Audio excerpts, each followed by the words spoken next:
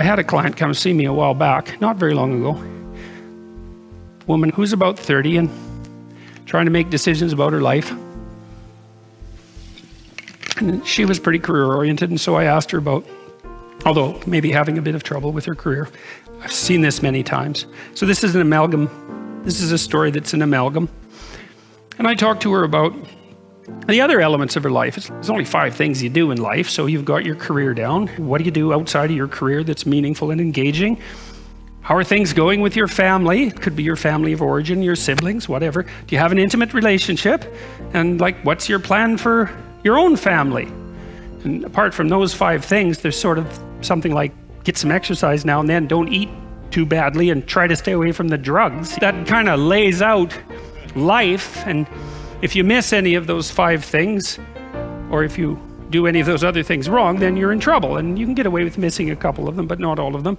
And she said something along the lines of, I'm not sure I should bring a child into this world. And I thought, oh God, Christ, you got to come up with something better than that. It's such a bloody cliche, which is what I told her. I said, you must have thought that up when you were 16. It's really, that's your, you can't do any better. This was a very smart woman. It's really, you can't do any better than that. Obviously, this is a veil of tears and a well of suffering and all of that. You ask 30 people who are wondering about having children, why they're wondering, 20 of them will say that. And so that tells you how original it is. It's not original at all. It's not a thought. It's something that lives in your mind. It's certainly not something that you should just take at face value and then say, oh, I'm not having a family then. It's no, you kind of look at that and you criticize it a little bit. And that's the other one that's very common. There's too many people on the planet already. I really don't like that statement. Just who are you going to ask to leave? Just how are you going to get them to leave? You know, it's a serious question. And who says there's too many people? I think it was the Club of Rome who prophesied, by the way, that there would be so many people on the planet by the year 2000 that there would be widespread starvation. And they were completely and utterly wrong about that. And I think it was the Club of Rome who either compared us to a virus or a cancer on the face of the planet. And Mary's the great mother, right? That she's the mother. That's what Mary is. Whether she existed or not is not the point. She exists at least as a hyper reality. She exists as the mother. What's the sacrifice of the mother? That's easy. If you're a mother, and if you're a mother who's worth her salt, you offer your son to be destroyed by the world. That's what you do. That's what's going to happen, right? He's going to be born. He's going to suffer. He's going to have his trouble in life, he's going to have his illnesses, he's going to face his failures and catastrophes, and he's going to die. That's what's going to happen. And if you're awake, you know that, and then you say, perhaps he will live in a way that will justify that. But still the sacrifice of the mother. Is it right to bring a baby into this terrible world? Well, every woman asks herself that question. Some say no, and they have the reasons. Mary answers yes, voluntarily. Mary is the archetype of the woman who answers yes to life voluntarily. That's what that image means. And not because she's blind. She knows what's going to happen. And so she's the archetypal representation of the woman who says yes to life, knowing full well what life is, not naive. A testament to the courage of mothers. And my mother was good at this. My mother's a very agreeable person, too agreeable for her own good. But that's what happens if you're agreeable, because you're too agreeable for your own good. That's the definition of agreeable. And so she's a nice person, and still is. Luckily, she's still alive, and we've had a very good relationship, and I have always been able to make her laugh, which is a good thing.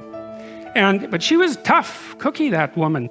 Remember, once she came across, I was out playing in this baseball diamond, little diamond in empty lot, really, in this little town I grew up in. I was about 10, and she walked by.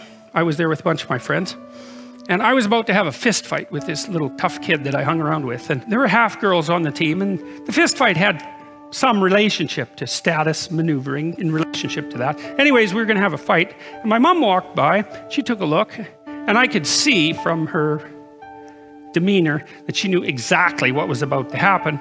And she looked for a second, and then she walked by. So 2 thumbs up for Mom. She was also the person that said, because I had some trouble with my dad when I was an adolescent, he had some trouble with me. It was 50-50. That's for now. It's probably 70-30 with me on the 70 end of that being the trouble. And anyways, I left home when I was about 17, and she said something really interesting when I left home. She said, if it was too good at home, you'd never leave. I thought, hey, Mom, that's pretty good. For an agreeable person, you've got a real spine, man. So that was pretty good. Mother, that says this, the mother is the person who also says, get out there, take your goddamn lumps, because you're tough enough so that you can handle it.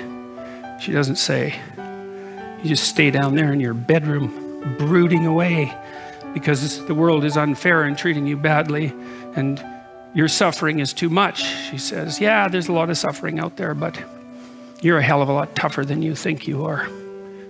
In turn, Mary's son, Christ, offers himself to God so completely that his faith and trust in the world is not broken by betrayal, torture, or death. That's the model for the honorable man. You have an interesting dynamic there. You have the woman who's willing to make the sacrifice, lays the groundwork for the son who is willing to make the sacrifice. That works out pretty nicely. It's a good thing to know. In Christ's case, however, as he sacrifices himself, God, his Father, is simultaneously sacrificing his Son, right? That's one of the oddities of the Trinitarian model, is that God sacrifices himself to himself.